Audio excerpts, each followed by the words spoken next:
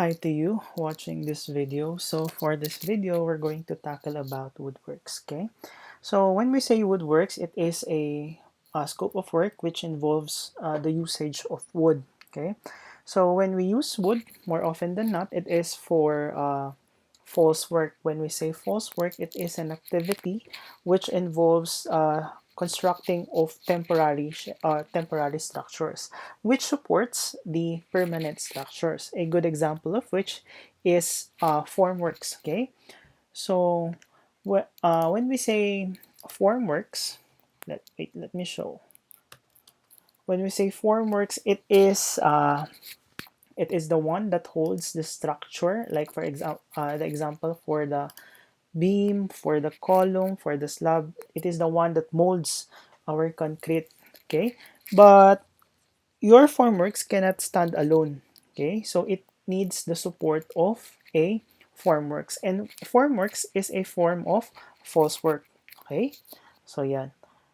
So a good example also of false work is barracks. Okay, so pag nag-mobilize ka ng tao, they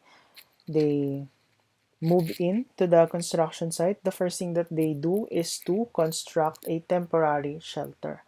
Siyempre, para may tulugan sila and may pagpahingahan. And that is false work. And a good example also is a TNB or yung comfort room. Comfort room most often than not is also a false work. Okay? So in woodworks, like what we have said a while ago, it involves the usage of wood. Okay?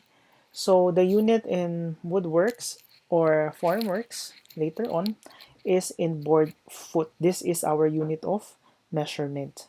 So the commercial length of wood is we have 6 feet, 8 feet, 10 feet, 12 feet, 14 feet, 16 feet, 18 feet, and up to 20 feet. Okay? So if may lalagpas pa dyan, I think that is more of special order. But these ones are the commercially available sizes or length of a wood. Okay, so there are two methods of estimation for woodworks. So first we have the area method, and next we have the direct count method. Now for the area method, we use this for wall studs, ceiling joist, TNG flooring, exterior wood, sidings, and for plywood. So let us try to see kung ano ba, for those who are not familiar with these items, let us try to see what are these. So first is wall studs. So this is a wall stud. So wall stud is the one who stiffens the structure if it is made of wood. If your let's say your house or your false work is made of wood. Okay. So yeah, it is the one that stiffens. So you have the vertical studs, and you also have your horizontal studs. And likewise, you also have there your diagonal studs. Okay, so you have your studs. Next would be ceiling joist. Okay, so sa ceiling joist, more often than not, nakikita natin ito if hindi nilagyan ng what do we call this, ng ceiling, wait, I forgot the term, but pag hindi nilagyan ng drop ceiling yung ating, or hindi kinover ng false ceiling. No, it's not false ceiling eh. Anyways, balikan natin if maalala. Okay, so this is an example of a ceiling joist. Okay, so it is composed of horizontal components of perpendicular measurements. Okay, yeah. Next would be a TNG flooring. So a TNG flooring, TNG stands for tongue and groove. Okay, so bakit natin sinabing tongue and groove? You have here your tongue, you have here your groove. Okay, so para siyang puzzle. Dito nagkakaroon ng interlocking yung ating mga kahoy. Okay, so yan. So let's try to see another, itong angle na to. So, dito magkakaroon ng interlocking yung ating material. Okay? Next one would be exterior wood sidings. Actually, tongue and groove and exterior wood sidings are almost the same. So, it has a, uh, it's like a puzzle. Pag ipagdudugtong mo siya, it also has its version of tongue and groove. Okay? So this is an exterior wood sidings. Okay, so this is it does not serve any structural elements. It does not serve as a structural element. It is just for aesthetic purposes. Okay, for finishing. Next would be a plywood, and this one is a plywood. So we use plywood for formworks, for ceiling, for walls, yan. And for plywoods, we have different commercial sizes, which is the thickness. We have 1/4, 1/2, 3/4, 1 inch, up to I think we have 1.5 inch na plywood. Okay. Okay. Next one is for the direct count method. So for the first one, we use the area method. Next one would be the direct count method. Later on, we will realize bakit area method, most especially this wall studs. Kasi kung titignan nyo yung wall studs, it is made of vertical and horizontal. So baka sabihin nyo, sir, parang mas madali yung direct count method. Okay? Pwede naman tayo mag-direct count method, but it would be easier if we are going to use the area method. Now, for the direct count method, ito yung mga ginagamitan natin. We have the wood posts. When we say wood post, poste. Okay? So, we have here wood post. Yan. It is direct count method. Next is for the girder. So, for the girder, we have here, we have here the girder. Okay, wood girder. So girder is a beam which carry small beams. Okay, so that is a girder. All girders are beam, but not all girders are.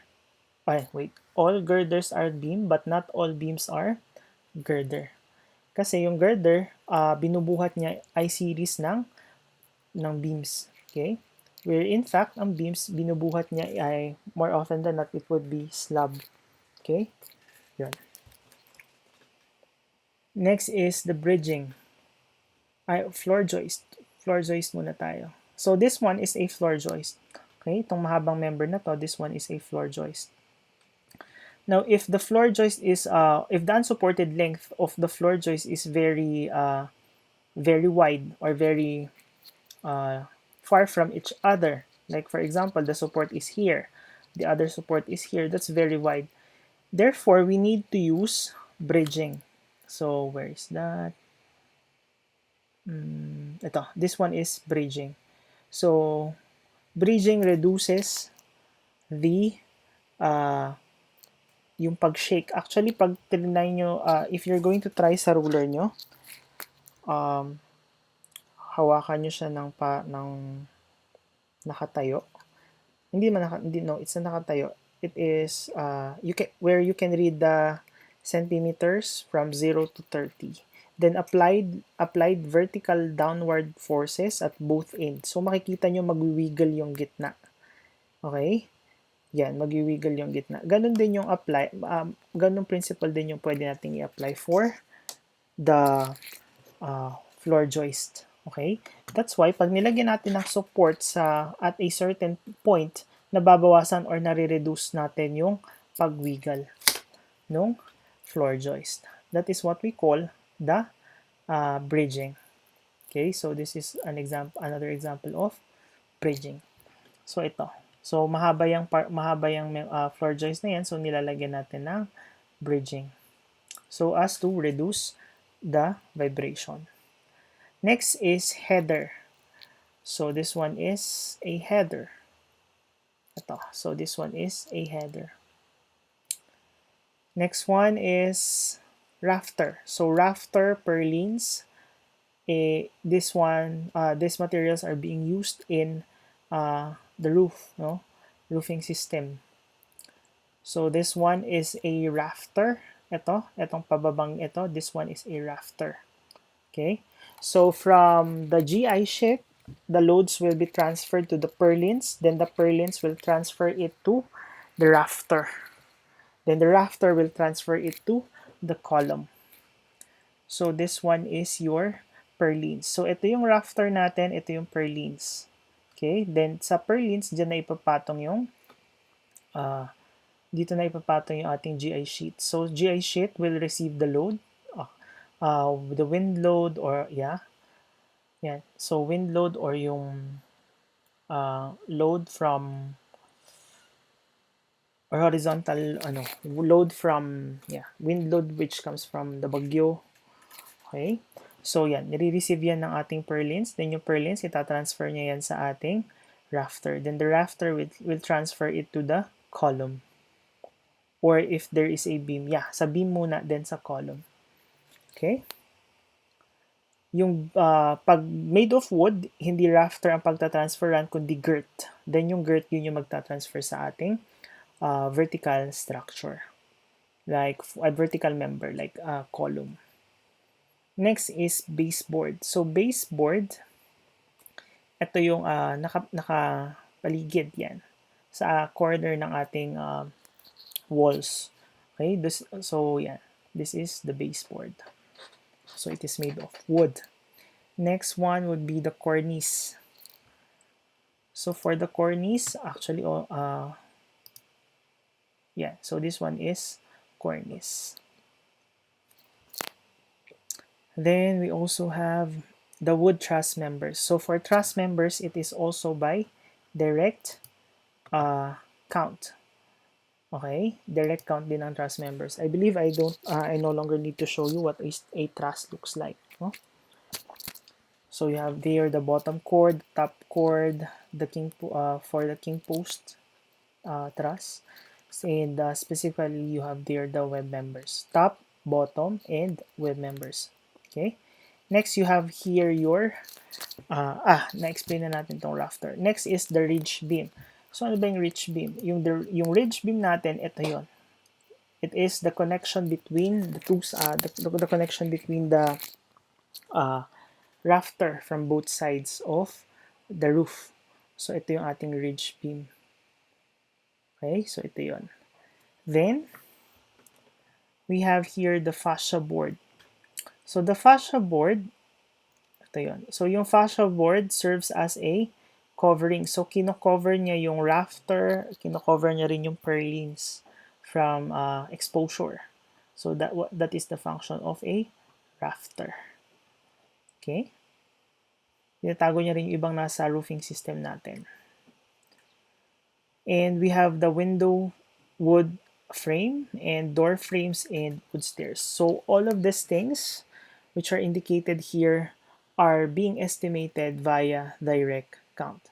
And all the things here are being estimated via area method. Okay? So for the next video, we are going to estimate our wall studs.